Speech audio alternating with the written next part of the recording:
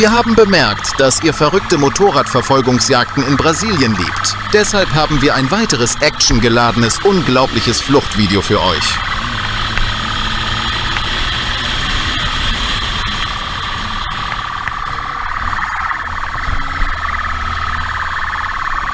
In der Dunkelheit der Nacht begibt sich ein Motorradfahrer auf ein gefährliches Abenteuer durch die Straßen Brasiliens. An einer belebten Kreuzung rast er trotz Rotlicht an anderen Fahrzeugen vorbei. Er gerät in eine Verfolgungsjagd mit der Polizei.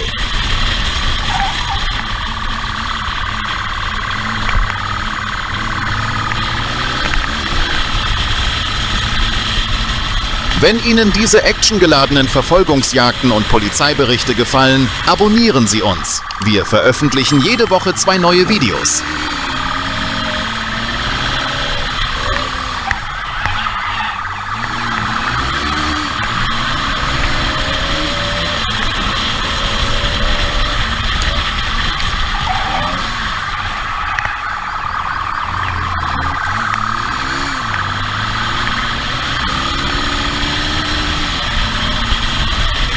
Die Verfolgungsjagd führt schnell durch die Stadt und in enge Straßen. Der Fahrer, der mit voller Geschwindigkeit in die entgegengesetzte Richtung fährt, führt ein gefährliches Manöver aus, indem er ein Fahrzeug dicht an ihm vorbeifährt. Dabei rast er durch die Straßen.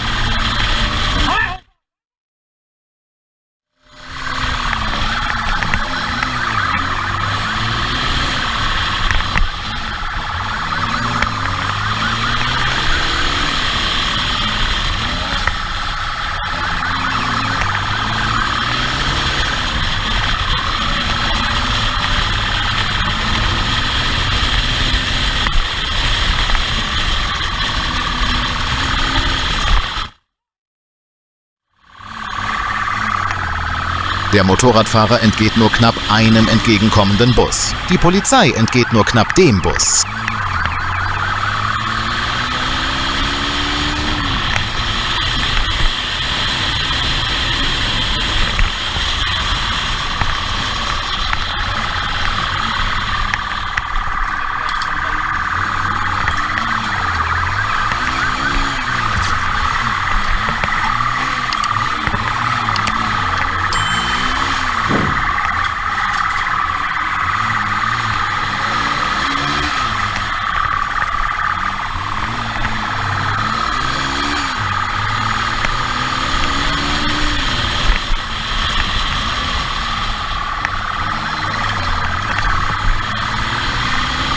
Verfolgungsjagden mit Motorrädern sind in Brasilien, insbesondere in Großstädten wie São Paulo, fast schon ein alltäglicher Anblick.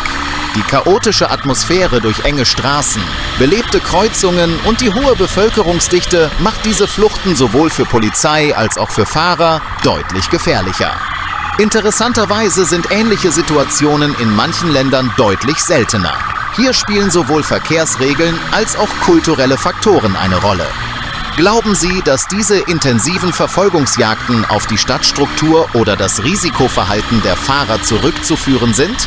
Könnte es beispielsweise auch in Deutschland zu einer solchen Verfolgungsjagd kommen? Wir freuen uns über Ihre Meinung in den Kommentaren.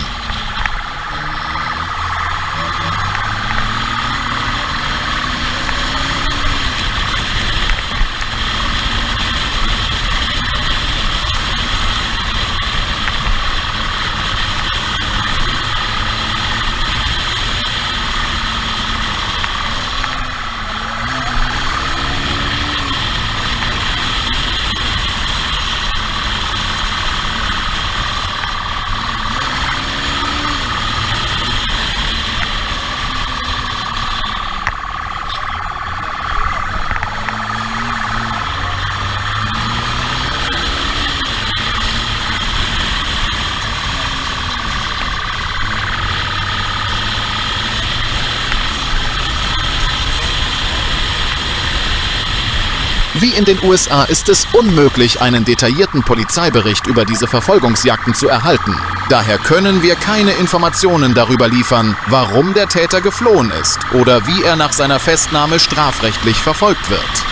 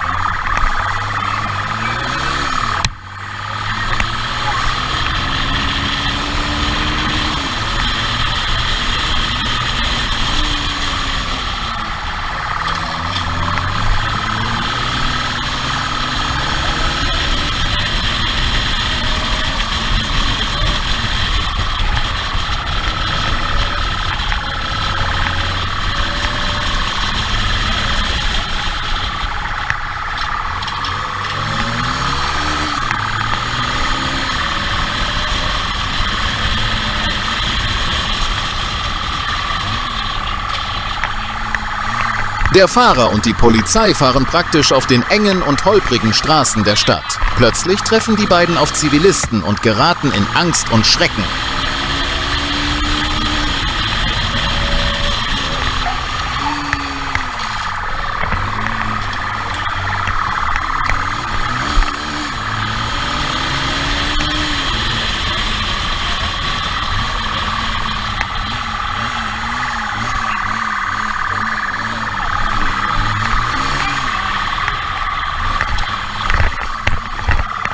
An einer Stelle wendet der Motorradfahrer und fährt mit voller Geschwindigkeit den Weg zurück, den er gekommen ist.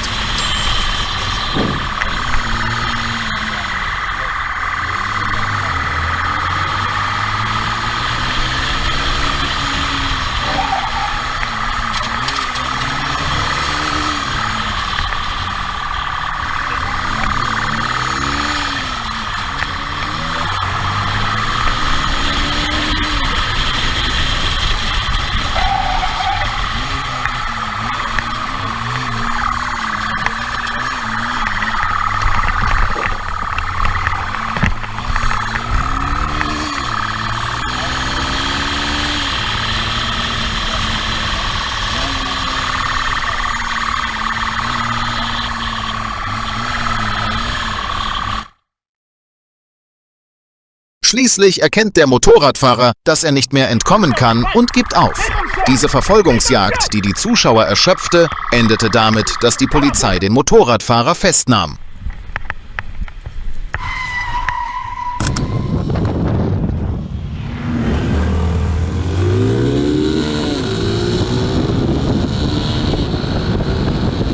Eine Motorradverfolgungsjagd, die an einem heißen Nachmittag in Brasilien begann, verschlug der Nachbarschaft schnell den Atem. Als Polizisten versuchten, einen verdächtigen Motorradfahrer anzuhalten, fuhr der Fahrer plötzlich auf den Bürgersteig und flüchtete. Der Fahrer, der sich in überfüllten Straßen zwischen Fußgängern hindurchschlängelte, löste mit seinen gefährlichen Manövern Panik aus.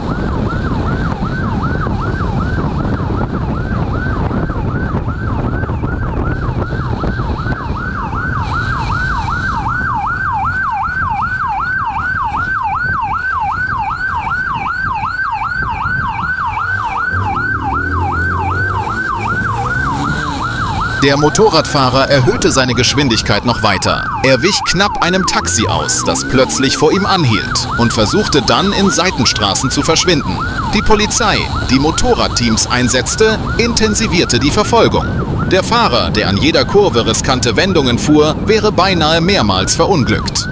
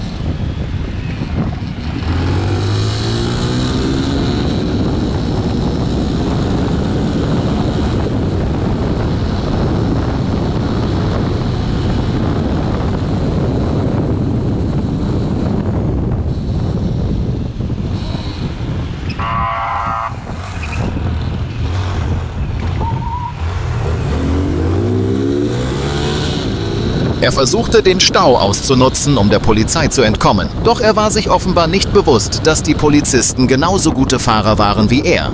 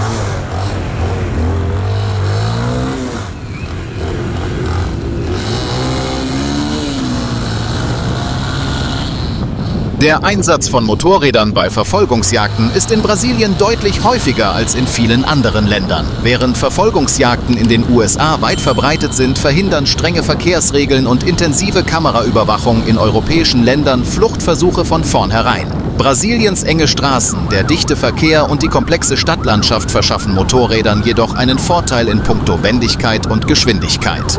Glauben Sie, dass dieser Unterschied ausschließlich auf Stadtplanung und Infrastruktur zurückzuführen ist, oder ist er das Ergebnis einer Fluchtkultur, die brasilianische Kriminelle über die Jahre kultiviert haben? Teilen Sie uns Ihre Meinung in den Kommentaren mit.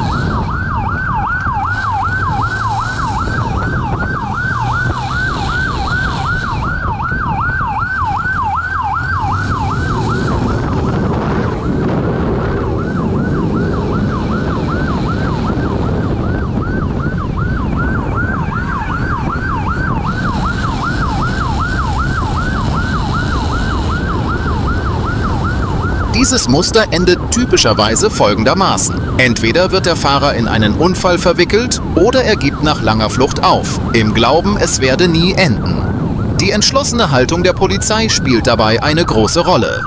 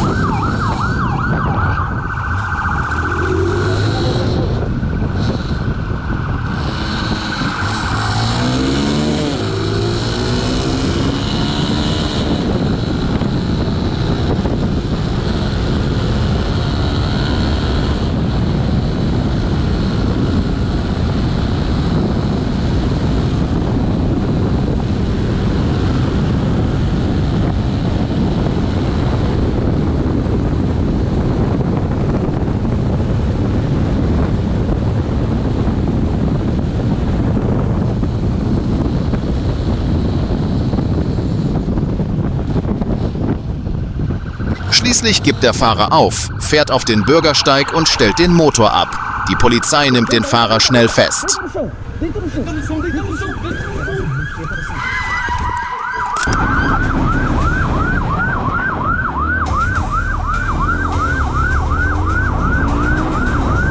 Eine Motorradverfolgungsjagd, die die mitternächtliche Stille Brasiliens zerriss, weckte die Nachbarschaft schlagartig auf. Als Polizisten versuchten, einen verdächtigen Motorradfahrer anzuhalten, beschleunigte dieser plötzlich und raste in die dunkle Straße. Der Motorradfahrer, der unter Straßenlaternen auf engen Straßen fuhr, stellte mit seinen gefährlichen Manövern eine erhebliche Gefahr für Polizei und Zivilisten dar.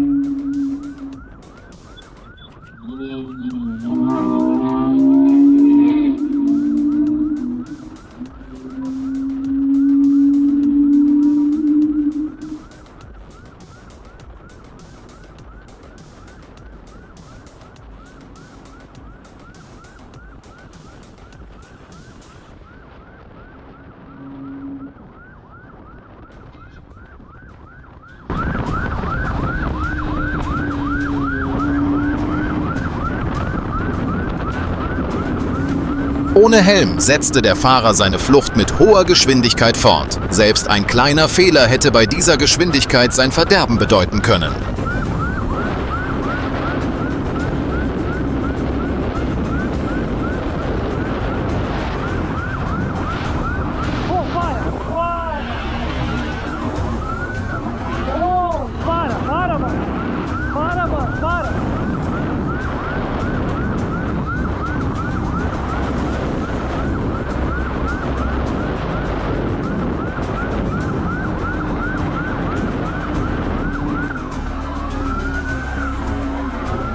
Er raste über Bremsschwellen, doch diese Schwelle hätte ihm beinahe zum Verhängnis werden können.